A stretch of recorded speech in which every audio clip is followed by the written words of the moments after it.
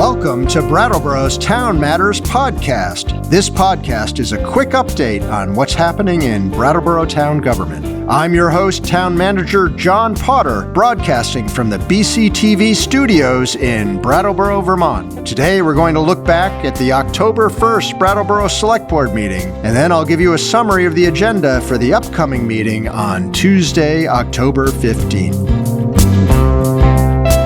At the board's October 1st meeting, they approved minutes, heard remarks and comments, and public participation before taking up a consent agenda, which had 5 items on it. They accepted a $325,678 grant from FEMA for improvement to William Street out by the Vermont Deli where the road is sliding into the whetstone. The board also accepted a $55,147 bid for winter sand. They accepted a $31,250 grant from VTrans for aid in managing the roads. They accepted a $20,700 bid for stormwater improvements on Abbott Road and ratified a parade permit for a St. Michael's procession. After voting on the consent agenda, the board discussed rearranging the agenda a bit and decided to put the pool item first to accommodate the presenters. And so next they heard from Recreation and Parks Director Carol Lalott on the Living Memorial Park pool project, and she discussed issues with the bathhouse, the water loss the pool has sustained, and the larger history of the pool, which has been at Living Memorial Park since the 1950s.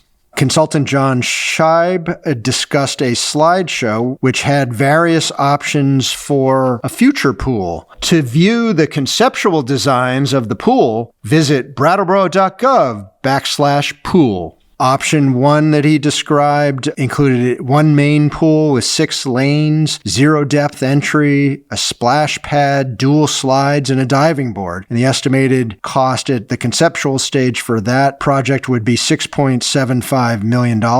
There was a slight change to that one where there would be 2 pools that would be at a $7 million cost. Then he described 2 other options for enclosing the pool, one with a membrane over the top of the whole thing for estimated $10 million, and one that's enclosed with glass for an estimated $11 million. And then the third big option that he described was an enclosed indoor pool at an estimated cost of $14 million. The discussion led into a discussion around financing, like how would the town pay for any one of these projects, and also a consideration around the other large capital need that's out there, which is of replacing the DPW building on Fairgrounds Road. Rec and Parks Director Lalott also mentioned how the pool gives recreation opportunities to those who can't afford to go out of town. She discussed how children use the pool during their summer vacation and how the summer food program has also been available at the pool. The board and the public provided additional feedback and discussion around the various options. Director Lalott was asked whether the current pool would need to be shut down if the select board doesn't act on this, and she stated that it may be open next year, but she's not sure after that. There was no motion requested or required for this item, and it is likely to come back during budget season for further consideration. The board then took up the first item, a consideration of an acceptable community conduct campaign. The select board had asked staff to bring ideas for a messaging campaign to improve public safety. These were presented to the board, and the board heard feedback, particularly from people who did not like the idea of the campaign, but the select board considered that and made and approved a motion to implement an acceptable community conduct campaign amended to work with interested parties as selected by town staff, which will not include public signage, and that passed as amended 5-0.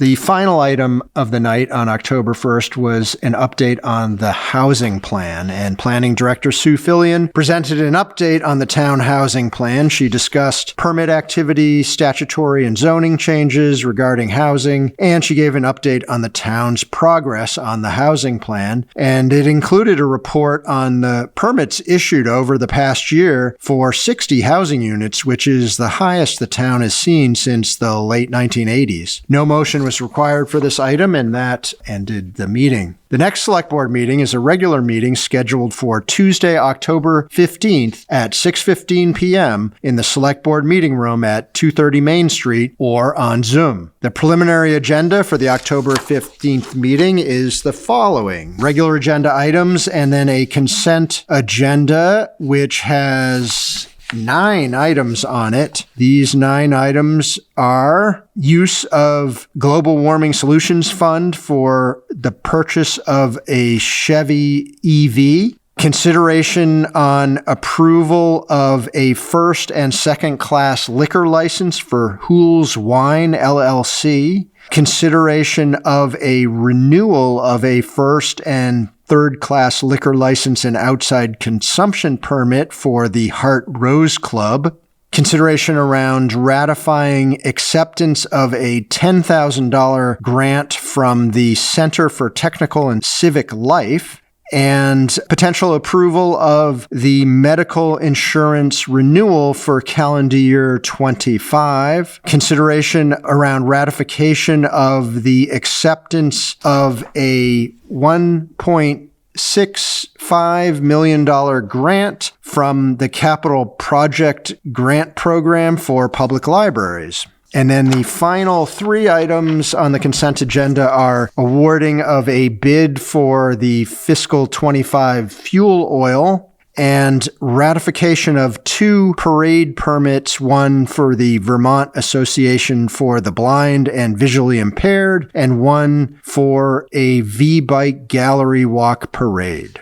After consideration of the consent agenda, the board will take up their first item of new business, which is an update from the Human Services Review Committee. Next, they will be considering approval of a first and third class liquor license, an outside consumption permit, and an annual entertainment license for Marigold, which is going into the River Marketplace site on Main Street. They will be discussing after that a series of options for providing solid waste services in the town. And next, they will be looking at and potentially approving changes to the debt management guidelines for the town. And after that, the board will take up the idea of a police substation in the downtown and discussing that, but not likely making a decision on that proposal. Finally, if there's time, the plan is to discuss the quarterly fire department report and the quarterly finance report.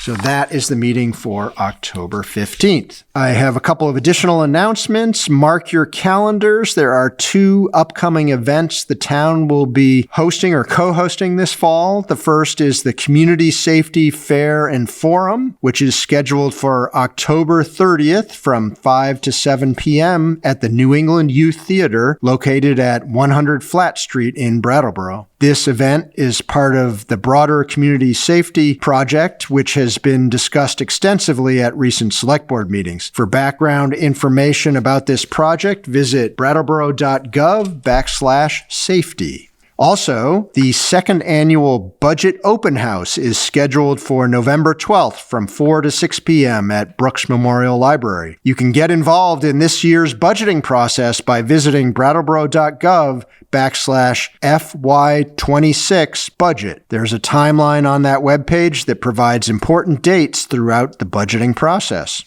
The Human Services Review Committee is seeking applications from organizations focused on meeting concerns facing our community. Applications are due on Wednesday, October 23rd. The application, along with helpful instructions for applicants, is available in the news section of brattleboro.gov. So that's what's happening in Brattleboro Town government, particularly with the Select Board. Please reach out at townmatters@brattleboro.gov if you have any feedback for us. There's lots of additional information on the website, brattleboro.gov, about what's discussed at Select Board meetings. So please check that out for agendas, reports, and backup materials. Thanks for listening and hope everyone's enjoying the great fall weather.